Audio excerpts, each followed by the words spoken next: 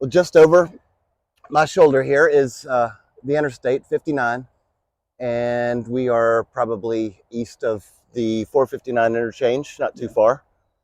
And we are butting up against Red Mountain, and we just went into one of the ravines that's just down from us, where an old rail bed cuts in that went all the way from the L&N down on Highway 11 and went into the ravine back in 1886. Oh my gosh. Now, Yeah, for people who don't know, the L&N, that was the railroad that came in, I guess, originally from Mississippi, I believe, but definitely from Tuscaloosa and then through Birmingham and then reached here. And in 1886, Mr. Edwards and another landowner leased some of this land to Mr. Smith and Mr. Eastman.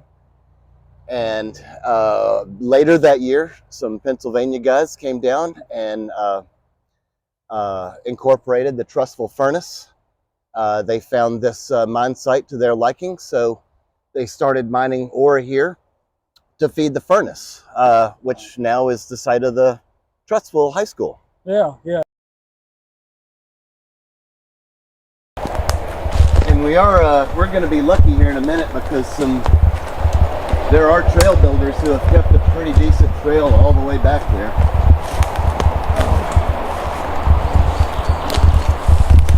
But yeah, this would be old rail bed. It looked like it. It's incredible. Couple more of these little shoulders of the ravine, and then spits out on the same road that we came in on. So it's just a lot easier to come this way and hit it right here. You can see it's definitely been trenched out because of this ridge right here. In fact, that looks like the rail bed. I think it curved in across the road, and now this is the rail bed here. When Mr. Edwards leased the land, and by the end of the year they had incorporated the furnace, and I think it was all up and running by the next year. Wow. 1887. So when you say Mr. Edwards, you're talking about Edwards that owned all that land kind of along Highway 11 and Trussville? I have to assume so. I haven't double checked, but it seemed pretty obvious that Mr. Edwards, who leased everything east of Edwards Lake Road, must have been that Edwards. Yeah, the Edwards. But I'm just assuming, but it's a pretty good assumption. Yeah, the Edwards family was very prominent in this area, obviously. I mean, you've got Edwards Lake Road. Most of them are buried in Mount Nebo Cemetery right up the road from us. Okay. So is that... I'm not sure what that is.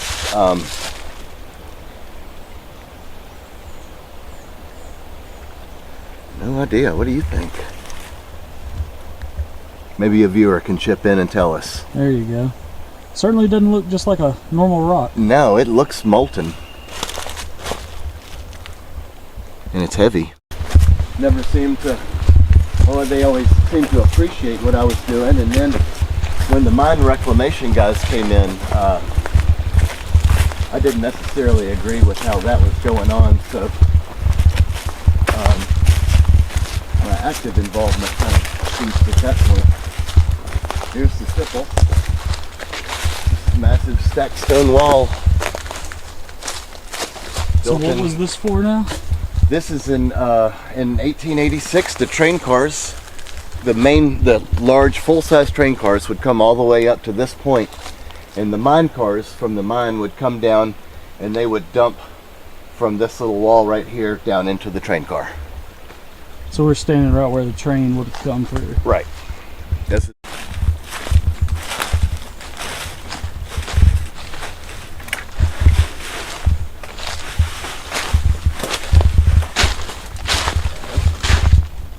way up back.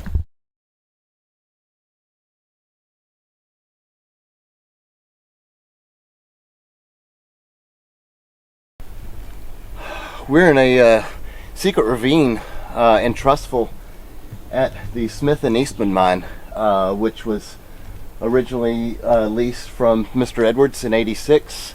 Probably got underway with operations in 1887. The ore cars would come slightly up the hill here, and then they would turn in, and the miners would go into the mountain, into the shoulder, going this way, tunneling in every 50 feet or so. And once we go in about 30 feet or so, you can see that you can turn left or right, going up or down, or go straight, and then there's another turn. So they've made a grid, and basically you can go in here, take a left-hand turn, go up the mountain, and come out one of the above ones. And this is a drift mine.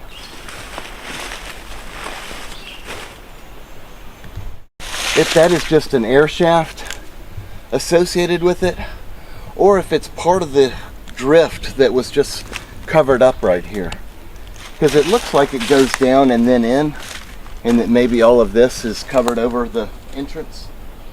But it's possible that it's an air shaft. But the thing is, you don't really need an air shaft with these drift mines because they self-ventilate. All right, go for it.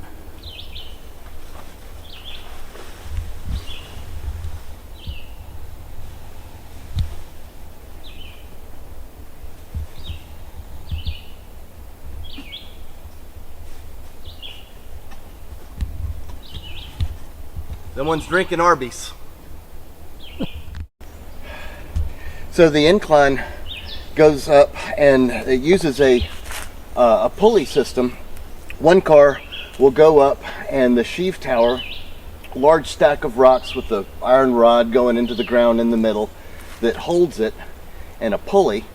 And then the pulley will come back down and balance itself with a big car full of rocks. And if the rocks are full and the ore car is empty, the rocks go down and it pulls the ore car, empty car, to the top where they can fill it with ore, and then it balances out, comes back down. And tell me what we just found, or what you just found. So on the ravine right here, we've got drifts on either side, which I knew about. But what I read was that in the middle of the ravine, right towards the back, there was one final either drift or a tunnel to an incline. So this is it, and you can see down this strip bed, there's an opening down there. And it's either a drift like the others, where it just goes in and they can access the ore and come right out. Or it could be a tunnel to a underground slope, which would go in like that, hit the ore seam, and then go underground back towards the railroad underground. And it could, most of those are at least 500 feet deep. Some of them are over 1,000. In Bessemer, they go over a mile deep. But I don't know exactly which one this is, and we probably won't be able to tell, but we can get a little closer and check it out. Out at a faster rate than it's dripping from above. I think it's definitely flowing out of there.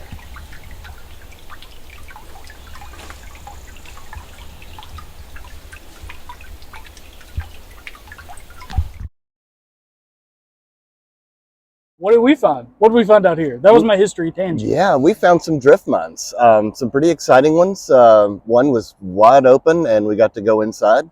It looked like there was a lot more to explore in there. Yeah. I think it went back for quite a ways, but we have wives that don't like us going underground, and we didn't have a big flashlight, so I didn't want to have to go get a rabies shot after encountering some of the bats that we encountered. we found we found like 2, but they're about that big. But you know, the flash from the camera didn't seem to bother him. So, but yeah, once we're in those drift mines back in the 1880s, 1890s, how is that drift mine created, and what's happening inside there? Well, there's a slope that goes up the side of the ravine, and then you just turn straight into the shoulder of the mountain and tunnel straight in right at the ore seam, which is going to be super soft, and you can just pick your way into it and create the opening, and then the hard rocks above and below will create your cave for you. I'll be danged. And it's, oh man, it's so cool in there too. Yeah, it's a beautiful town. Yeah, like if the bats weren't in there, I mean, and maybe you bring some flashlights, bring some lanterns, set them around, you could spend a day in there just kind of Sure. hanging out. Ride out the apocalypse.